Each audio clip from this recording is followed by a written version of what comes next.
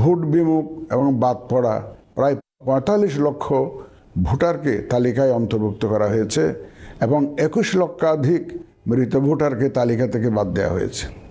নারী ভোটারদের যথাযথ অন্তর্ভুক্তির অভাবে পুরুষের সাথে নারী ভোটারের ব্যবধান বেড়ে প্রায় ২৯ লক্ষে গিয়ে দাঁড়ায়।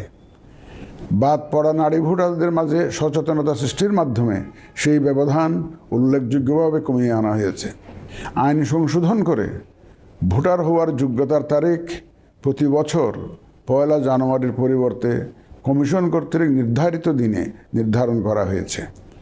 এর ফলে ৩১ অক্টোবর ২০২৫ পর্যন্ত যোগ্য তরুণ ভোটারগণ ভোট দিতে পারছেন।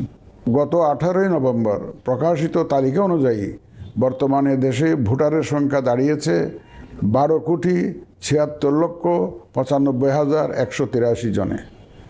এর মধ্যে পুরুষ ভোটারের সংখ্যা ৬,৪৮,১৪,৯০৭ জন এবং নারী ভোটারের সংখ্যা ৬,২৮,৭৯,০৪২ জন।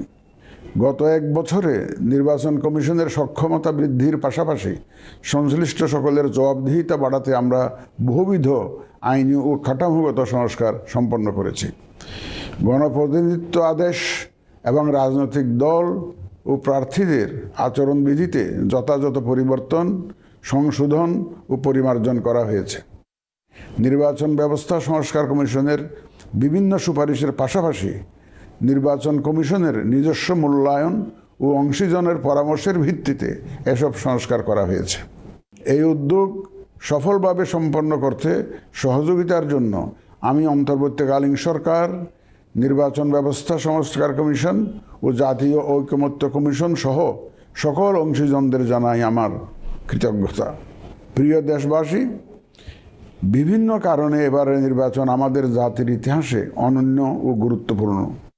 প্রথমত, প্রকৃত গণতান্ত্রিক ধারা পুনঃপ্রতিষ্ঠার পাশাপাশি কাঙ্ক্ষিত সংস্কার প্রশ্নে সিদ্ধান্তের নির্বাচন এটি।